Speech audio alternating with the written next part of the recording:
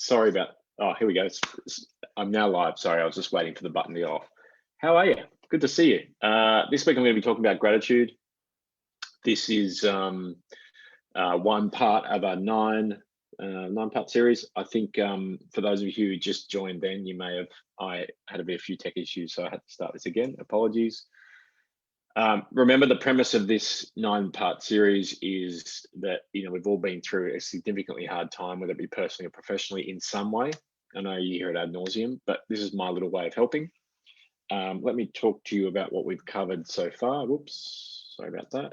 And what I'm going to cover today.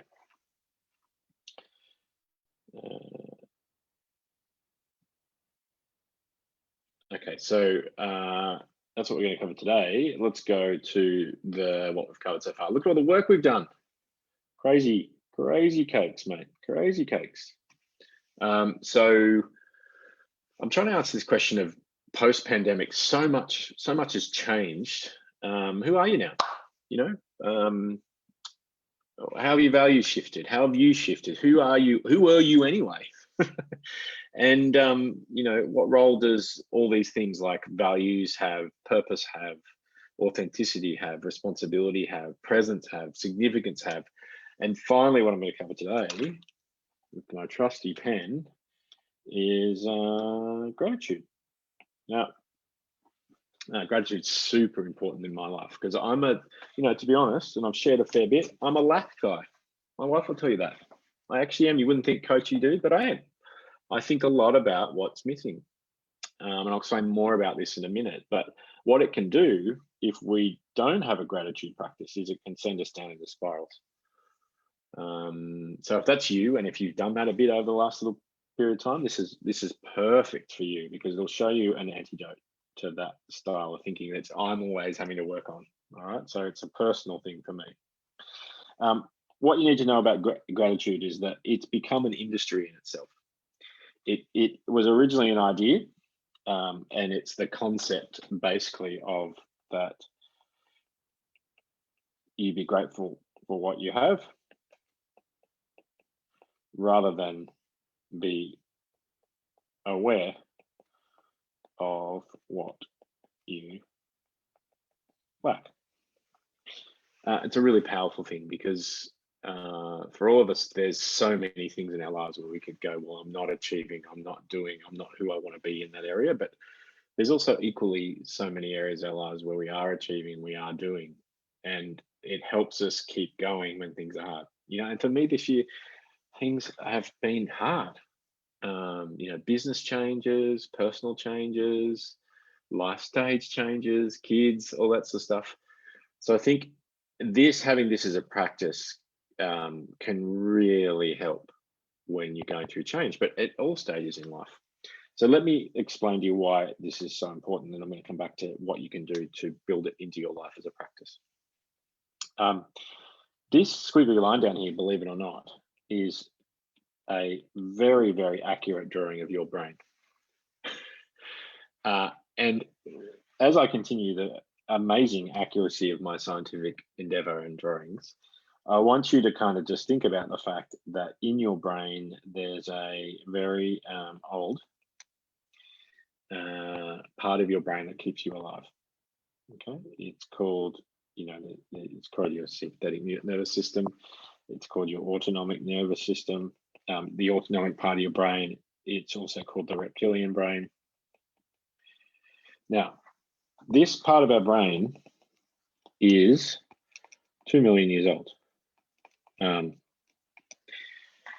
What do you think is the purpose of that part of our brain? I know, if you're on there, you can answer. I'll see if there's any comments. I don't know if I've got anyone on yet. The purpose is to keep us safe.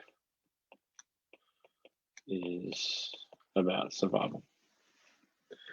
So how interested do you think this part of our brain is? How interested do you think this part of our brain is in gratitude? Yeah, not so much. Not so much.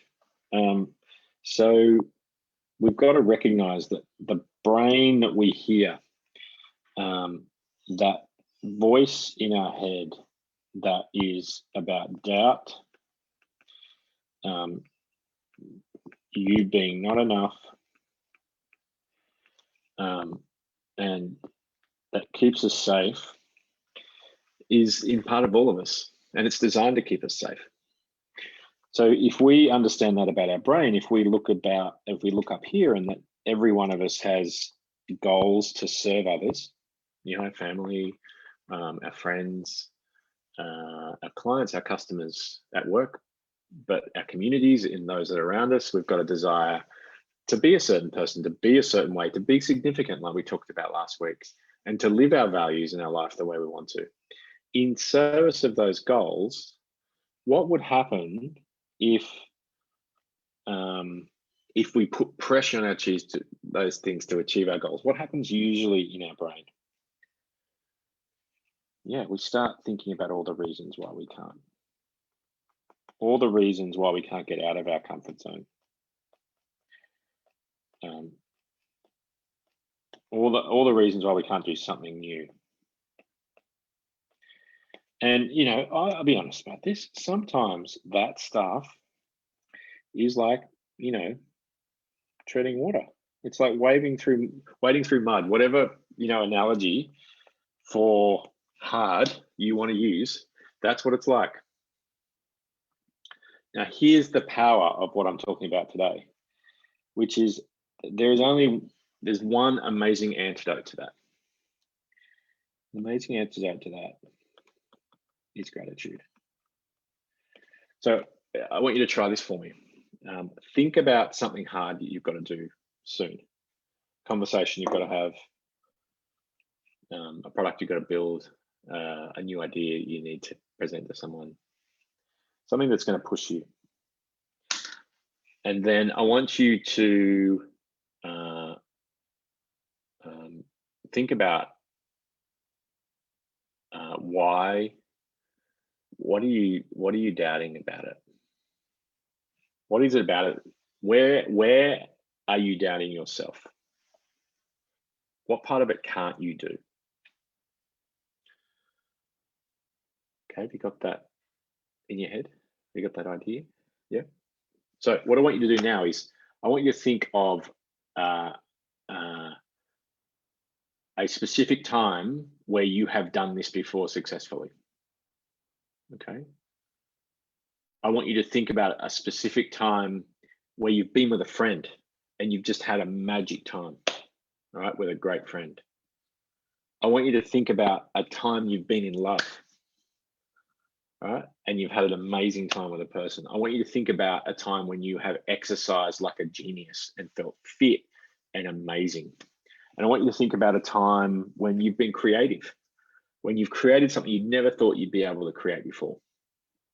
And I want you to layer all of those times on top of your doubt.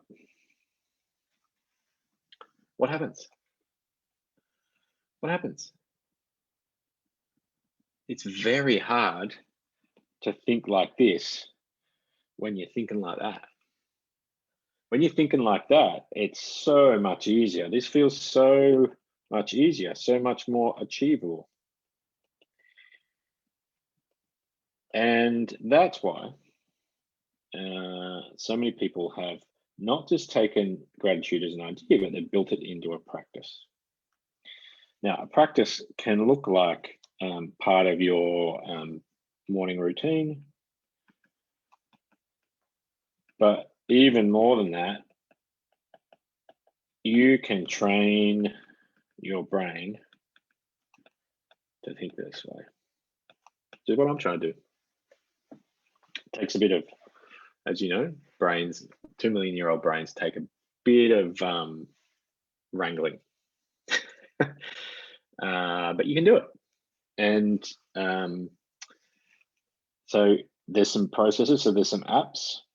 No, I don't have it on my phone. Look up gratitude in the App Store and you'll find a whole bunch of apps you can use. But it's as simple as every day writing down 3 things you're grateful for. That's what most of the apps do. So you can do that inside your head, but you can also do it in a journal. Journal's pretty amazing for that. And I would do that before you plan your day or set intentions for your day. Because what we know it does is it changes the chemistry of your brain into what's possible and what we can do rather than what we can't. Okay, so that's the role for it. So just to remind you, grateful. You know, we've all been told by our grandmothers that gratitude and being grateful is a great way to be, but we've never really understood why it's so. I think it's so because we have our machinery built into our brains to make ourselves that are negative, that tell us why we can't, because to keep us safe. We know they're there, and you can listen to those voices and say, thank you for keeping me safe. But here are all the things I'm grateful for. Here's all the things that I can do. And when you hold gratitude next to fear and doubt, it's very hard for that fear and doubt to win. So it enables us to move forward, and it enables us into our goals, and it dampens that reptilian brain. If you want to, you can take it from an idea into a practice. And I've talked about some nice ideas to do that. What I would love to hear from you is when you implemented this, right? When you took gratitude and made it a practice in your life, what changes did it make? How did it make you feel? What was the impact on those around you, those that you serve, your clients, customers, family, community, soccer team, rugby team? What difference did it make? Being positive and focusing on gratitude. Would love to hear from you. Take care. Talk to you soon. Love your work. P.S. If you're listening to this, exciting news, I'm about to launch a new product working on it right now. Be done in the next 4 to 6 weeks. Talk soon. See ya. Bye.